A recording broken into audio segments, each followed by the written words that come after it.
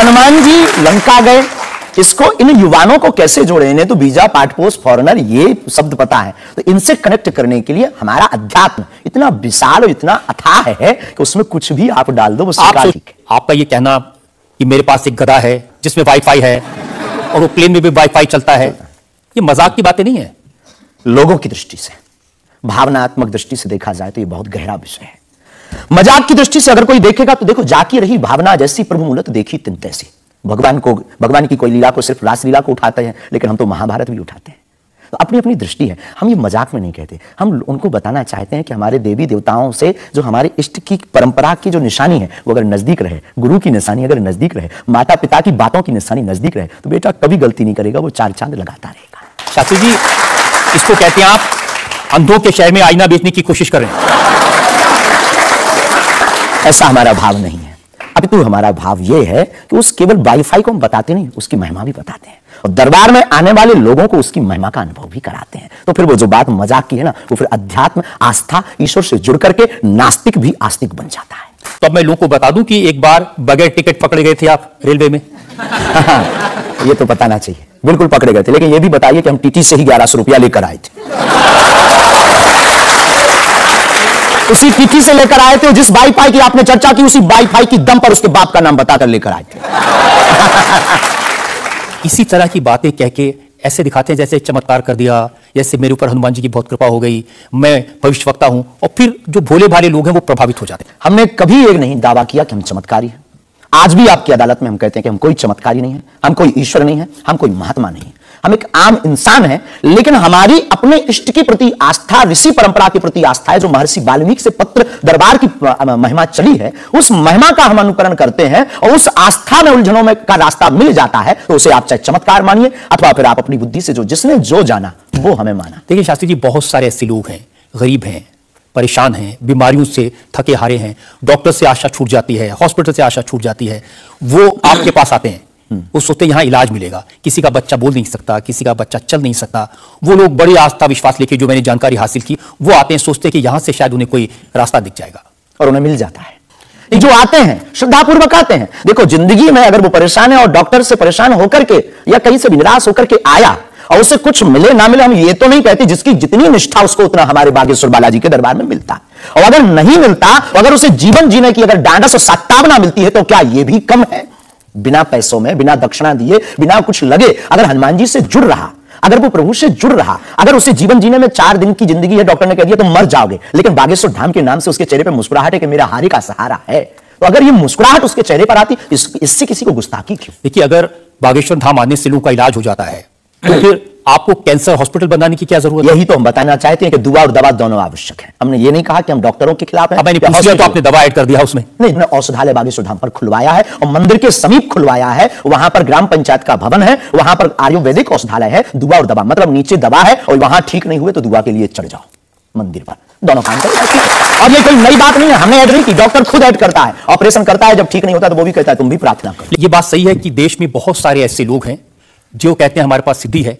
एक जयपुर में है, उन्होंने बताया कि मैंने कर्ण पिशाच को साधा हुआ है, और वो भी किसी की भी डेट ऑफ बर्थ बता देते हैं, किसी के परिवार वालों का नाम बता देते हैं। हमारे पास ऐसी कोई सिद्धि नहीं है, ना हमने ऐसी कोई साधना कर रखी है। हमारे पास सिर्फ अपने इष्ट पर हनुमान जी पर भरोसा है, जो अष्ट सिद्ध नवनिधि के दाता हैं। ना हम कोई डेट बताते हैं, ना हम कोई नाम बताते हैं, और अगर उनकी कृपा से पता चले जाए तो कोई बुरी नहीं। हिंसा के पक्षधर हैं आप।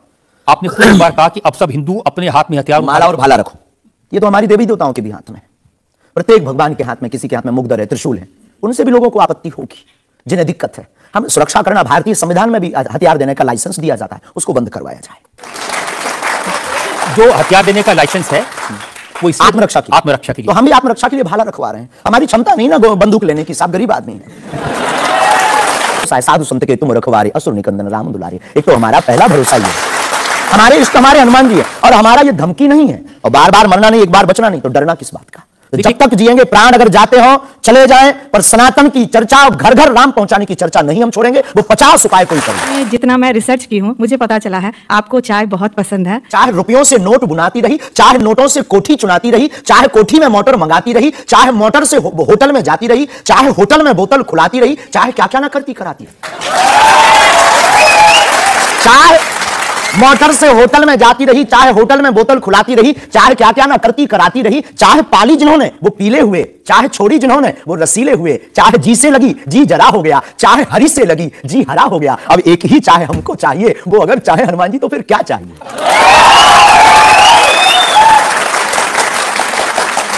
अब आप ये मत कहना कि ये डायलॉग बाजी है, क्योंकि हम आपकी अदालत में ये कहते हैं हमारा कोई भी बयान डायलॉग नहीं है, हमारा प्रत्येक बयान हमारे युवाओं को और भारत को जगाने का है। जातिवाद के नाम पर कब तक राजनीतिक रोटियां सेकी जाएंगी? ये बंद करो। कब तक जातिवाद के नाम पर वोट लेंगे? आप ये बंद करो। भारत को हिंदू राष्ट्र बनाओ, सामाजिक समरसता होगी, समय समानता होगी, सौहार्दता होगी, न पत्थर गलेंगे, न रामचरितमानस जलेगी, न राम के ऊपर कोई टिप्पणी होगी। हिंदू राष्ट्र होगा तो राम राज्य आ जाएगा। भारत विश्व गुरु है। क्या भारत हिंदू राष्ट्र था? है, बस घोषणा की जरूरत है। ये लगता है कि चूंकि आपकी उम्र कम है, जैसे आप भिंडरान को नहीं जानते, ऐसे ही फिल्मों का इतिहास भी आप नहीं जानते। एक फिल्म आई थी बैजू बावरा, उसमें एक भजन था मन तड़पत हरिदर्शन को आज, जो सबसे हिट था। इसे लिखा शकील बदायूनी ने, म्यूजिक दिया नौशाद ने, गाया मोहम्मद रफी ने। हम आपको बहुत विनम्रतापूर्वक कहें कि हम किसी भी समुदाय के विरोधी नहीं हैं। पुनः हम कहते हैं हम रहीम को मानने वाले और कबीर का सम्मान करने वाले हैं। हम शेख मुबारक के साथ मित्रता निभाने वाले। धर्म के नाम पर धमकियां देने की दुकान खोल ली है। अगर किसी को यह धमकी लगती है तो उसे लगना चाहिए, क्योंकि प्रत्येक भारतीय नागरिक को बोलने का अधिकार है और हमें भी बोलने का अधिकार है सनातन के लिए, क्योंकि हमारा जन्म सनातन के लिए हुआ, हमारा जीवन सनातन के लिए है और हम मरेंगे भी सनातन। बोलने पर आपत्ति नहीं है, हम धमकी देने पर आपत्ति है। हम धमकी नहीं देते, हम सिर्फ ये कहते हैं कायदे में रहो तो फायदे में रहो। ये भारत राम का देश है, बस हम कायदा सिखाते हैं और गुरु का काम है कायदा सिखाना, धमकी नहीं। गुरु क्या डांट करके धमकी देता है? गुरु धमकी, अगर कुम्हार मटका बनाता है तो भीतर से हाथ भी तो लगाता है। हम तो गुरु परंपरा के हैं, तो गुरु के नाते हम समझाते हैं माय डियर मेरे प्यारे, सनातन के लिए मत बोलो। इंप्रेशन आता है कि जैसे प्रधानमंत्री नरेंद्र मोदी आपके दरबार में आए और एक नहीं 3-3 ऐसे वीडियो हैं बागेश्वर धाम ऑफिशियल चैनल पर। के पास नेताओं की भीड़ लगी रहती है, जिसमें प्रधानमंत्री नरेंद्र बागेश्वर धाम सरकार के दर्शन करने पहुंचे थे। कभी हो ही नहीं सकता है, ना ऐसी भूल हो सकती है, क्योंकि हमने कभी ऐसी इजाजत नहीं दी। ये बहुत बड़ी गलतियां हैं। टीआरपी के चक्कर में रोज तो लोग हमारी शादी करवा देते हैं यूट्यूब पर। आपने सिर्फ ये बार देखा, ये भी तो देखिए कि हर बार हमारी लड़की बदल दी जाती है। हैप्पी बर्थडे कहीं ये कह दिया जाता है। एक ने न्यूज डाली थी बागेश्वर सरकार 23 तारीख को परिणय सूत्र में बनेंगे, संतों के फोन आने लगे। ये सिर्फ मीडिया पर, चूंकि बागेश्वर धाम बहुत सर्च हो रहा, और हनुमान जी भला सर्च हो क्यों ना? हनुमान जी तो लोगों की श्वास में, ये पवन पुत्र हैं। तो लोग बागेश्वर धाम बालाजी के नाम से सर्च करते हैं, तो लोगों को जो कुछ यूट्यूब वाले हैं, सब नहीं, कुछ यूट्यूब वाले हैं जो अपनी व्यूअरशिप बढ़ाने के चक्कर में इस प्रकार का कुकृत्य करते हैं, जो दुष्प्रचार है। और बागेश्वर धाम ने इस पर अनेक बार कार्रवाई भी की, उनके खिलाफ नोटिस भी भेजा और अनेक बार डिस्क्लेमर भी बागेश्वर दरबार में हमने दिया है कि किसी भी प्रकार की भ्रामक जानकारी से बचें। धाम का इस प्रकार से कोई भी लेना देना नहीं है। ये खुद की निजता के साथ वो बेफुजली के कार्य कर रहे हैं और बागेश्वर धाम इसके लिए कानूनी कार्रवाई भी कर रहे हैं। कई बार कोई खान के खिलाफ कर देते थे हमारे लिए, कई बार कोई धमकी डाल दे, बागेश्वर धाम पहुंचे जेल, अब वो ऐसी हथकड़ी वो पुलिस अगल बगल लगा देते थे। इनसे हमारी आपके सोच से भी प्रार्थना, इसको बहुत देखा जाएगा, आपकी अदालत को जब भी देखा जाए इस प्रकार की भ्रामक जानकारी से बचें। हम इस प्रकार कोई भी हमारा दरबार या कथा प्रदर्शन का विषय नहीं है, हमारी कथा और दरबार दर्शन का विषय है। तो सारी वीडियोस हैं, देवेंद्र फडणवीस का है, मनोज तिवारी का है, ये तो ये भी फर्जी वीडियो है। अरे नहीं, ये तो आए थे, इनके मत करवा दियो। देवेंद्र फडणवीस जी भी आए थे, मनोज तिवारी हमारे बहुत प्रिय शिष्य हैं, वो भी आए थे, और बहुत आए हैं, पर मोदी जी नहीं आए। हाँ, ये बता देते हैं, तो इन पे एफआईआर डिलीट ना करवा दियो, आप रोक दियो। लेकिन आपके 1-2 सेंटेंसेस हैं जिसमें आप कुछ मोदी जी कह रहे हैं, मोदी जी आइए। हाँ, वो हम लंदन में दरबार में थे, ये शायद उससे अगर ये जुड़ा हो, पूरा तो देखा नहीं, उससे जुड़ा हो तो खबर नहीं, हौस नहीं। लेकिन प्रतिदिन जो भी हमारे पास है चूरन चटनी, हम अपने गुरु जी से, बालाजी से प्रार्थना करते विश्व का मंगल हो, सबका भला हो। इससे आपको फर्क नहीं पड़ेगा कि वो क्रिश्चियन कंट्री है या इस्लामिक? बिल्कुल भी नहीं, हम तो खुद गए, हम तो पूरी दुनिया का मंगल की कामना। हम उस धर्म से हैं जहां वसुदेव कुटुंबकम की चर्चा की जाती, सर्वे भवन्तु सुखिनः सर्वे सन्तु निरामया, सब में मंगल हो, मंगल भवन मंगलहारी। हम ऐसे नहीं, हम मानवता के हैं, जिसके अंदर दुख है, हे बालाजी उसके संकट, आप संकट मोचन है, उसके संकट मिट जाए, हमें कोई फर्क नहीं पड़ता है। ये अच्छी बात आपने। आज हमने मुकदमा चलाया बागेश्वर धाम के प्रमुख धीरेन्द्र कृष्ण शास्त्री पर। हमने उनसे पूछा उनके चमत्कारों के बारे में, उनके प्रवचनों के बारे में, उनके धमकी भरे बयानों के बारे में, उनके स्टंट्स के बारे में और उनको लेकर सोशल मीडिया में चल रहे मिसलीडिंग वीडियोस के बारे में। अब वक्त है आपकी अदालत में आज के जज विनोद अग्निहोत्री के फैसले का। बागेश्वर धाम के प्रमुख आचार्य श्री धीरेन्द्र कृष्ण शास्त्री पर लगे सभी आरोपों और उनके जवाब सुनने के बाद अदालत इस निष्कर्ष पर पहुंची है कि ऋषि और संत परंपरा वाले इस देश में उन्हें भी अपने विचार लोगों तक पहुंचाने का अधिकार है। लेकिन जिस तरह धर्म के नाम पर पाखंड और धोखाधड़ी भी होती है, इसलिए श्री शास्त्री को बहुत सावधान रहने की आवश्यकता है। अदालत तमाम इल्जामों से श्री धीरेन्द्र शास्त्री को बाइज्जत बरी करते हुए निर्देश देती है कि बागेश्वर धाम बालाजी सरकार श्री हनुमान जी की कृपा से उन्हें यदि कोई सिद्धि और प्रसिद्धि मिली है तो उसका उपयोग लोक कल्याण और समाज की नैतिक आध्यात्मिक उन्नति के लिए करें और देश समाज में प्रेम, शांति, सद्भाव का वातावरण बनाने में सहायक हों।